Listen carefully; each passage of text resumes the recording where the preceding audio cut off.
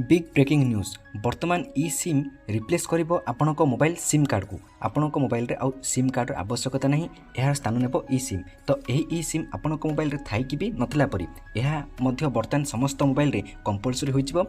समस्त telecom company सरकार को रिक्वेस्ट करछंती कि 10,000 रु अधिक प्राइस थिबा मोबाइल रे एहा को फिट करा जाऊ माने ई सिम को फिट करा जाऊ। कारण ई सिम बा एही टेक्नोलोजी को नूतन क्रांतिकारी टेक्नोलोजी जोंथरे कि जनता को लाभ हेबो एवं यह केवल मोबाइल रे ही सीमित रहइबनी। यह आपनको कार ठू आरंभ करी आपनको कोन होम इलेक्ट्रिसिटी मीटर मध्य यह यूज कर like MG Hector car Hyundai car यह सहित देश में 35 लाख रु अधिक मीटर यह चलुची।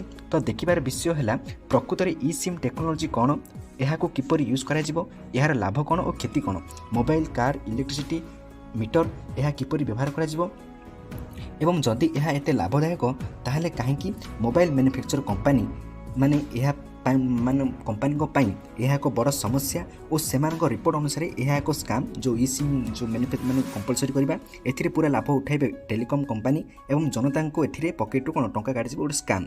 जदि यह कंपलसरी हो जाए तेरे वर्तमान मोबाइल जो करेन्ट प्राइस आमको मिलूँ कौन अधिक हो। तो हठात देखा तापर ई सिम रु आम जीवन सहज हेबो ना जीवन रे आमको समस्यार सम्मुखीन हेबाकू पड़िबो। चलो आम समस्ते अजल पूरा डिटेल्स बा विस्तार भावे यह सिंपल लैंग्वेज रे आलोचना करिबा। तो फास्ट होची what is E SIM. E SIM माने कोन ना जहा को एते चर्चा ई सिम कहले ई सिम फंडामेंटल लेवल रे एक नूतन सिम जो टेक्नोलोजी आसवा पर मे बी आपण फोन रे सिम कार्ड ट्रेस ही रहबनी कहीं ना ये नॉर्मल केस रे आम आम सिम कार्ड को मोबाइल ट्रे पकाई था किंतु ई सिम कार्ड मोबाइल रे हार्डवेयर माने कौन मोबाइल एक अंश माने आम मोबाइल मदरबोर्ड रे ई सिम कार्ड को जो ई सिम कार्ड टी गोटे इंटीग्रेटेड भावे फिट करा जाए।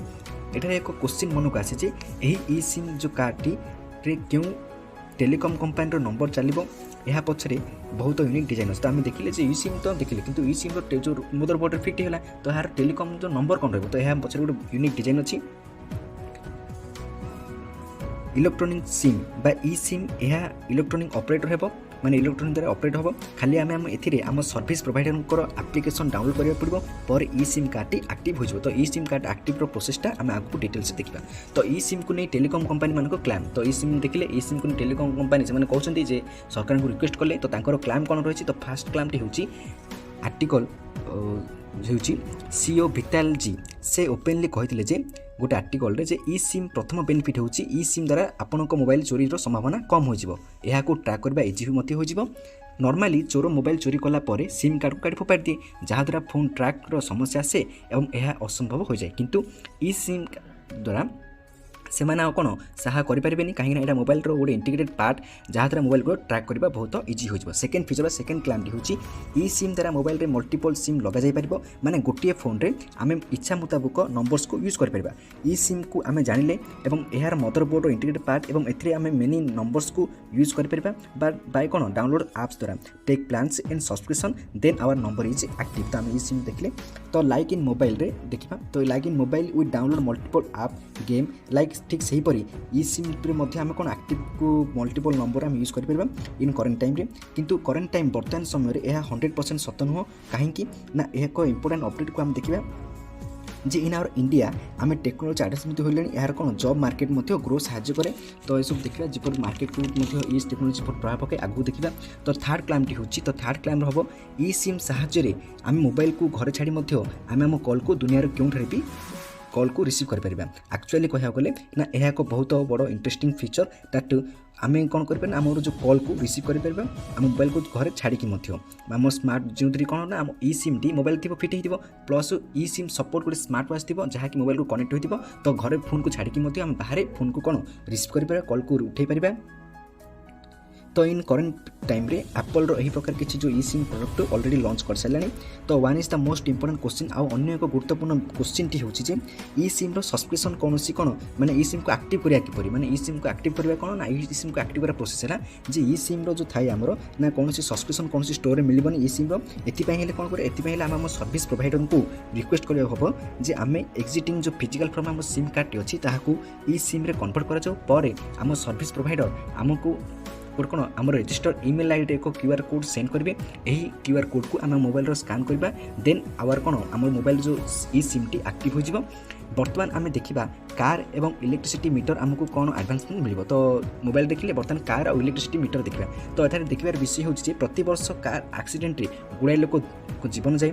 ଗୋଟେ ରିପୋର୍ଟ ଅନୁସାରେ ପ୍ରାୟ 1.5 ଲକ୍ଷରୁ ଅଧିକ ଲୋକ ଗୋଟେ କ'ଣ କାର୍ ଆକ୍ସିଡେଣ୍ଟରୁ ପ୍ରାଣ ହରାଇଥାନ୍ତି। ତ eSIM ଫିଟ୍ ହେବା ପରେ ଯେପରି କାର୍ରେ କ'ଣ ଥାଏ ଗୋଟେ ଏୟାର ବ୍ରେକ୍ ଥାଏ, ହଠାତ୍ ଆକ୍ସିଡେଣ୍ଟ ହେଲା ପରେ କ'ଣ ହେଇଯିବ ନା ଏୟାର ବ୍ରେକ୍ଟି ଓପେନ୍ ହୋଇଯିବ। ଠିକ୍ ସେହିପରି eSIM ଯେଉଁ ଫିଟ୍ ଥିବା କାର୍ ଗୁଡ଼ିକରେ ଯେତେବେଳେ ଏପରି କିଛି ଘଟଣା ଘଟିବ ତାହେଲେ ସେତେବେଳେ କ'ଣ eSIM ଯେଉଁ ଥିବ ସେ ହଠାତ୍ କରେଣ୍ଟଲି ସେ ମାନେ ରିଏଲ୍ ଟାଇମ୍ର ଲୋକେସନ୍ ସେ କ୍ଲୋନ୍ ଯେଉଁ ସିମ୍ କନେକ୍ଟ ଥିବ ତାହାକୁ ପହଞ୍ଚାଇ ଦେବ। ତାହା ସହିତ ସେ କ'ଣ କରିବ ନା ଗୋଟେ ଅଲର୍ଟର ମେସେଜ୍ ମଧ୍ୟ ପହଞ୍ଚାଇ ଦେବ ଯେ ଏଥିରେ କାର୍ ଆକ୍ସିଡେଣ୍ଟ ହୋଇଯାଇଛି, ଶୀଘ୍ର ଏଥିରେ କ'ଣ ମାନେ ହେଲ୍ପ ପହଞ୍ଚାଅ ବୋଲି।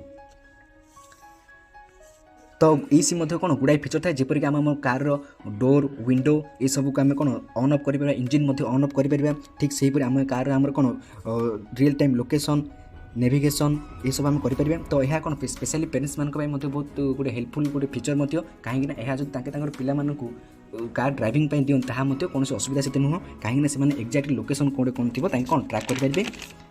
ତ eSIM ବର୍ତ୍ତମାନ ହସ୍ପିଟାଲ ସେକ୍ଟର ମଧ୍ୟ ବହୁତ ହେଲ୍ପଫୁଲ୍ ହେଲାଣି, କାହିଁକିନା ଲାଇକ୍ ମନିପାଲ ହସ୍ପିଟାଲରେ ସେମାନେ ନିଜର ପେସେଣ୍ଟମାନଙ୍କୁ eSIM ସ୍ମାର୍ଟ ୱାଚ୍ ଦିଅନ୍ତି, ଯାହା ଯେଉଁ eSIM ସ୍ମାର୍ଟ ୱାଚ୍ଟି ରୋଗୀମାନଙ୍କର heart level, oxygen saturation level, sleep quality, pain source ମାନେ କେତେ ପରିମାଣ ପେସେଣ୍ଟକୁ ପେନ୍ ପାଉଛି କ'ଣ ସେସବୁ କ'ଣ ଡିଟେଲ୍ସରେ ସେ ଯେଉଁ eSIM ଯେଉଁ ଟେକ୍ନୋଲୋଜି ଥାଏ ତାହା ଗୋଟେ ରିପୋର୍ଟ ଅପଲୋଡ଼ କରି କ'ଣ ଡକ୍ଟରମାନଙ୍କୁ ପହଞ୍ଚାଏ, ଯାହା ଡକ୍ଟର କ'ଣ ଏହାଦ୍ୱାରା ପେସେଣ୍ଟକୁ ମନିଟରିଂ କରିପାରନ୍ତି।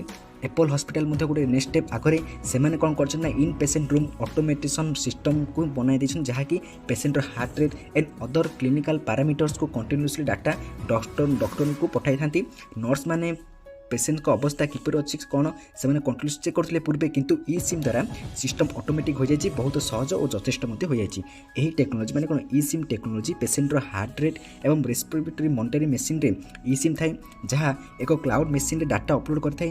ଏହା ଷ୍ଟୋର୍ ହୋଇଥାଏ ପରେ AI ପ୍ରୋସେସ୍ ଥ୍ରୁ ଡକ୍ଟରଙ୍କ ପାଖକୁ ହେଲ୍ଥ ରିପୋର୍ଟଟି ପହଞ୍ଚେ, ଯାହାଦ୍ୱାରା ଡକ୍ଟର ବହୁତ ସହଜରେ ପେସେଣ୍ଟକୁ ମନିଟର କରିଥାନ୍ତି।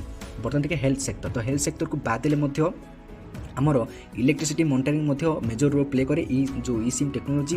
ଯେ ଆମେ ଦେଖୁଥିବା ଯେ ଆମର ଗୋଟେ ପର୍ଟିକୁଲାର ମନ୍ଥରେ ଆମର କିଛି ମନ୍ଥ ଥାଏ ଏପରି ଯେପରି ଆମ କରେଣ୍ଟ ବିଲ୍ ହଠାତ୍ ବଢ଼ିଯାଏ, କାହିଁକିନା କରେଣ୍ଟ ବିଲ୍ ଏତେ କାହିଁକି ଆସିଲା, କ'ଣ ପାଇଁ ଆସିଲା ଆମେ ତାହା ଜାଣିନଥାନ୍ତି, କାହିଁକିନା ଆମର ଇଲେକ୍ଟ୍ରିସିଟି କନଜମ୍ପସନ୍ର ଆମ ନଲେଜ୍ ନଥାଏ। କିନ୍ତୁ eSIM ଆସିବା ତାହା ଏପରି ହୋଇପାରିବନି, କାହିଁକିନା पूरा मासर इलेक्ट्रिसिटी बिल आसबार वेट करने आवश्यकता नहीं कहीं स्मार्ट मीटर आमर इलेक्ट्रिसिटी को कंटिन्यूअसली अपडेट करते इन रियल टाइम बेसिस रे जहाँ आम मोबाइल को electricity consumption real time consumption को अपडेट करता है जितेबाला इलेक्ट्रोनिक कंजप्शन नॉर्मल रू अधिक हो जाए यह आमको एक अलर्ट आसी था जहाँद्वारा आम एप्रति अवगत हो पार माने कौन गोटे स्टेप आम अलर्ट हो गले टिल सरकार कौन कर नियरली 40 लाख रु अधिक मीटर इंस्टॉल कर सारी।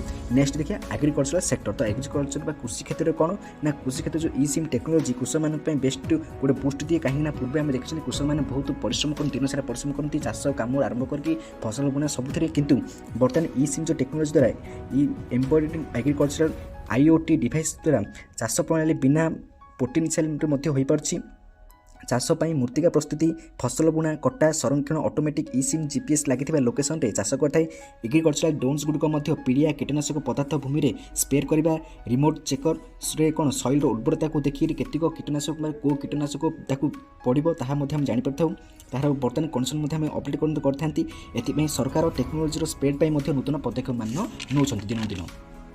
तो बर्तमान आम देखा जो eSIM टेक्नोलोजी एत सब बेनिफिट रही नहीं मोबाइल मैन्युफैक्चर कंपनी यहाँ स्काम कहीं कहते तो से मैंने मोबाइल मैन्युफैक्चर मान कहवा मुताबक eSIM द्वारा लोक मान तुलन में टेलीकम कंपनी गुड़िक अधिक लाभवान हेबे एवं से मिनिस्ट्री ऑफ टेलीकम्युनिकेशन को कहले जदि eSIM कंपलसरी हुए तेबे 10,000 रु अधिक मोबाइल eSIM व्यवहार करने को पड़ो जहाँद्वारा मोबाइल फोन प्राइस बढ़ जाए एवं सबुठु बड़ समस्या होची सही रेंज रो मोबाइल आज प्राय जनता व्यवहार करछंती माने कोन ना वर्तमान समय 10,000 रेंज रो मोबाइल प्राय जनता अधिक व्यवहार करछंती 10,000 रेंज रो तो कारण eSIM टेक्नोलॉजी वर्तमान समय बहुत एक्सपेंसिव किंतु वर्तमान समय eSIM टेक्नोलॉजी चीप नुह बहुत एक्सपेंसिव गोटे साधारण लोकों अफोर्डेबल करबा बहुत कष्ट माने कौन माने बहुत देखिए अफोर्डेबल करें से बहुत एक्सपेंसिव हम तो मेनी एक्सपर्ट्स आउ रिसर्च कहवा अनुसार eSIM द्वारा telecom corporate life time annual cost କ'ଣ ବହୁତ କମ୍ ହୋଇଯିବ, ଯାହାଦ୍ୱାରା ସେମାନଙ୍କୁ ନ୍ୟୁ ସିମ୍ର ପ୍ରଡକ୍ସନ୍ ମାନେ ଉତ୍ପାଦନ କରିବାକୁ ପଡ଼ିବନି। କିନ୍ତୁ ଏଠାରେ ମୋବାଇଲ ମ୍ୟାନୁଫ୍ୟାକ୍ଚର କମ୍ପାନୀର ଖର୍ଚ୍ଚ ବଢ଼ିଯିବ।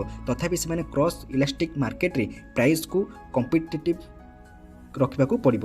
ଟେଲିକମ୍ ଅପରେଟରଙ୍କ ପ୍ରସ୍ପେକ୍ଟିଭ୍ ଅନୁସାରେ ବା କାଲକୁଲେସନ୍ ଅନୁସାରେ ପ୍ରତି ମାସରେ ଆମ ଦେଶରେ 2030 ଲକ୍ଷ ସିମ୍ କାର୍ଡ଼ ୟୁଜ୍ କରାଯାଏ, ଯାହାର କଷ୍ଟ ଟେଲିକମ୍ କମ୍ପାନୀକୁ ପର୍ ପ୍ରାଇସ୍ ମାର୍କେଟ ମାନେ କ'ଣ ଗୋଟେ ସିମ୍ କାର୍ଡ଼ ବନାଇବା ପାଇଁ 8 ରୁ 10 ଟଙ୍କା ଖର୍ଚ୍ଚ ହେବ, ମାନେ ଗୋଟେ ସିମ୍ ପିଛା ଯେଉଁ ଫିଜିକାଲ୍ ଫର୍ମରେ ବନା ହୁଏ।